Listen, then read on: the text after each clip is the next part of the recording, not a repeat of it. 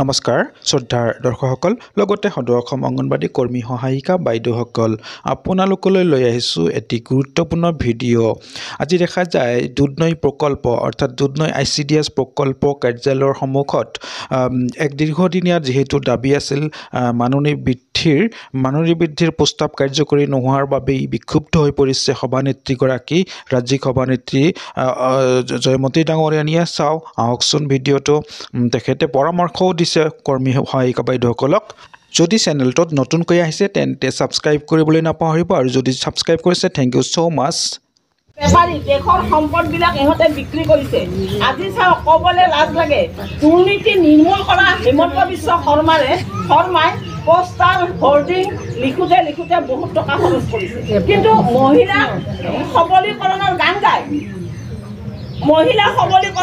গায় সিফালে প্ৰধানমন্ত্ৰী চিঞৰি আছে বেটি বাচাও বেটি পঢ়াও তাৰো মানে পোষ্টাৰ হোৰ্ডিং লিখোঁতে কৰোৰ টকা খৰচ কৰিছে এই কৰোৰ টকাখিনি যদি তাতে খৰচ নকৰি কিনে আমাৰ অংগনবাড়ীৰ মাননীৰ লগত ক্লাছ কৰিলে হয়তো একো ক্ষতি নহ'ল হয় তেওঁলোকে ভাঙবলৈ এতিয়া কি কৰিছে আমাৰ যে হাইকোৰ্ট আছে হাইকোৰ্টটো এতিয়া আমাৰ উজান বজাৰত আছিল এতিয়া উজান বজাৰৰ পৰা ভাঙি নি কিনে ৰাজমহলত দিব ৰাজমহল আপোনালোকে নাম শুনিছেনে উত্তৰ গুৱাহাটীৰ এখন জেগা য'ত তৰুণ ৰাম ফুকনৰ জন্ম হৈছিল দেশভক্ত তৰুণ ৰাম ফুকনৰ জন্ম হৈছিল ঘাট পাৰ নদী পাৰ হৈ যাব ব্ৰহ্মপুত্ৰ নদী পাৰ হৈ যায় কিনে আমাৰ হাইকোৰ্ট যাব এতিয়া গতিকে হাইকোৰ্টটো এনেই ভালে আছিল তাতেতো কাম চলি আছিল যিহেতু গুৱাহাটী অসমৰ দুৱাৰমুখ গতিকে তেওঁৰ কি অসুবিধা তেওঁৰ এটাই বাহাদুৰি শাসনৰ বাঁহজৰীডাল হাতত লৈ যি ইচ্ছা তাকে কৰি আছে এতিয়া মহিলাবিলাকক দৌৰাই আছে গছ পুতাব আছে চেল্ফ হেল্প গ্ৰুপ কৰি আছে আমাৰো মহিলাবিলাকে কথাবিলাক বুজি নাপায়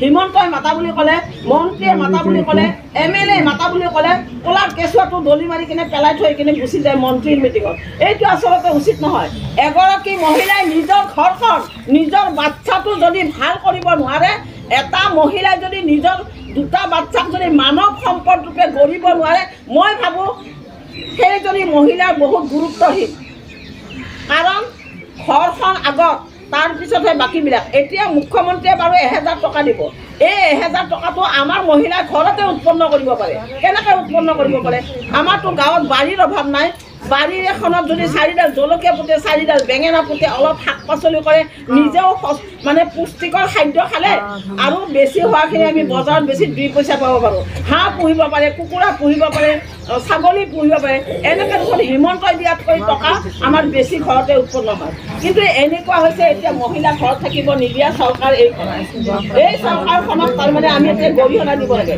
তথাপিও বাট চাইছোঁ বান্ধৱীসকল আমি যদি আমাৰ আন্দোলন তীব্ৰ হয় আপোনালোকে মন ভাঙি নিদিব আৰু বহুতে কৈ আছে মোক কিছুমানে ফোন কৰে যে বাজেট যেতিয়া গ'ল এতিয়া আৰু আন্দোলন কৰি কি লাভ আমাৰ 2017 চনত আমি এনেকৈ ধাৰাবাহিক আন্দোলন কৰিছিলোঁ আৰু ধাৰাবাহিক আন্দোলন কৰাৰ সময়তে বাজেট উত্থাপন কৰিলে সেই বাজেটত ICDSৰ কাৰণে পইচা নিদিলে কিন্তু আমি আন্দোলন এৰা নাছিলোঁ আমি দীঘলীৰ পুখুৰীত আমি ৰাজ্যপালক লগ ধৰিলোঁ সেই সময়ৰ ৰাজ্যপাল সেই সময়ৰ মুখ্যমন্ত্ৰী সৰ্বানন্দ সোণোৱাল মানে দিছপুৰত যাই লগ কৰি বিভিন্ন ধৰণৰ আমি কাম কৰি আমাৰ আন্দোলনৰ তীব্ৰতাৰ কাৰণে 17 চনৰ বাজেট তাহাঁতে ওফৰাই দি কিনে আমাৰ কাৰণে স্পেচিয়েল কেবিনেট বহাই কিনে আমাৰ পইচা অৰ্ডাৰটো উলিয়াই দিলে ঘোষণাটো উলিয়াই দিলে গতিকে আপোনালোকে মন ভাঙি নাযাব কাৰণ আমি যদি ন্যায়সংগত যুদ্ধ কৰিছোঁ আমাৰ হাতত অস্ত্ৰ নাই আমাৰ হাতত কোনো বন্দুক বাৰুদ নাই আমি খালি ইনকলাব জিন্দাবাদ দি কিনে আন্দোলন কৰিছোঁ চৰকাৰখন গৰিহণাৰ পাত্ৰ গৰিহণা দিব লাগে তেওঁলোকৰ এই যে মহিলা সবলীকৰণ এইবিলাক মহিলাক কেনেকৈ সবলীকৰণ হ'ল আমাৰ বহু অংগনবাড়ী 20 বছৰীয়াবিলাক 40 বছৰীয়া সাজিছে কাম কৰি ইমান কাম চৰকাৰী কাম যিবিলাক এনেই অংগনবাড়ীবিলাক বোলে স্বেচ্ছাসেৱী কিন্তু স্বেচ্ছাসেৱীয়ে চৰকাৰী কাম কেনেকৈ কৰিব লাগে কিয় কৰিব লাগে NRC কিয় কৰিব লাগে PLO কিয় কৰিব লাগে গতিকে যদি স্বেচ্ছাসেৱীগৰাকীয়ে PLO কৰিব লাগে NRC কৰিব লাগে চৰকাৰী কাম কৰিব লাগে তেতিয়াহ'লে চৰকাৰীকৰণ অংগনবাড়ী কিয় নকৰে গতিকে এনেকুৱা ৰজাঘৰীয়াৰ চতুৰালিৰ অৱসান বিচাৰি আমি আজি ইয়াতে পিকেটিং আৰম্ভ কৰিছোঁ। আজিৰ পৰা আজিয়ে নহয় অনিৰ্দিষ্টকাললৈকে। গতিকে অসম ৰাজ্যিক অংগনবাড়ী কৰ্মী সহায়িকা সন্থাৰ সবল নেতৃত্ব সদায় আছে, সদায় থাকিব। আপোনালোকে খালি ভাঙি নপৰিব যে আমাৰ বাজেট গ'ল আমি কিয় আন্দোলন কৰিম, এইবিলাক ভাঙি নপৰিব। চাওঁ চৰকাৰ সদয় হয়নে নহয়, কাৰণ আমিতো আন্দোলন কৰিবহে আহিছোঁ, আমিতো যুদ্ধ কৰিব অহা নাই, আন্দোলন কৰিব আহিছোঁ। কিয় আহিছোঁ? এতিয়া হিমন্ত বিশ্ব শৰ্মাই কয় আন্দোলন নাই, মই আন্দোলন দেখা নাপাওঁ। আৰে বাপা তুমি ইয়াত আহা, অসমৰ প্ৰতিটো আজি 230টা প্ৰজেক্টত অসমৰ ছোৱালী এনেকৈ বহি আছে, তুমি চাই যোৱা অসমত আন্দোলন কিয় হৈছে। তুমি ল'ৰা ৰজা, তুমি মই ইয়াৰ পৰা কৈছোঁ, এই মঞ্চৰ পৰা কৈছোঁ, হিমন্ত বিশ্ব শৰ্মা হৈছে জ্ঞানী মূৰ্খ ৰজা। আপোনালোকে বুৰঞ্জী বাস কৰিছেনে নাই নাজানো।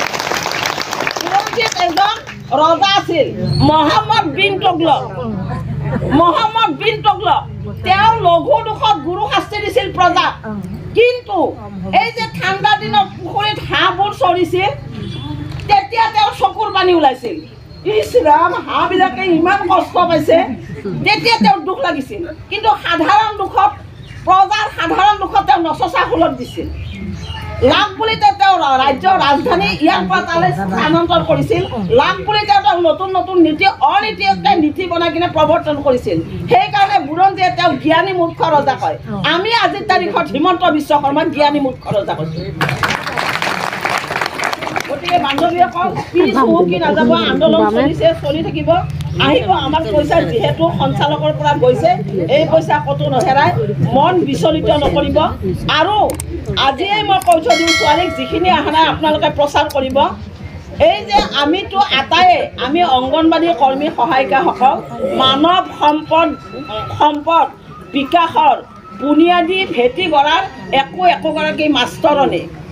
এতিয়া আমাৰ মই জনাত বহুতৰে চেণ্টাৰত খাদ্য আছে, দয়া কৰি আপোনালোকে খাদ্যখিনি খুৱাই দিব।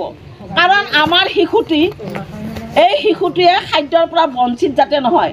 কিন্তু এই যে খাদ্য খোৱালে কোনো কাগজত কোনো ফটো কোনো সেইবিলাক নকৰিব, অকল খাদ্যখিনি খুৱাব। ভিডিঅ'টো শেষলৈকে চোৱাৰ বাবে থেংক ইউ ছ' মাছ। লগ পাম পৰৱৰ্তী আন এটি ভিডিঅ'ত।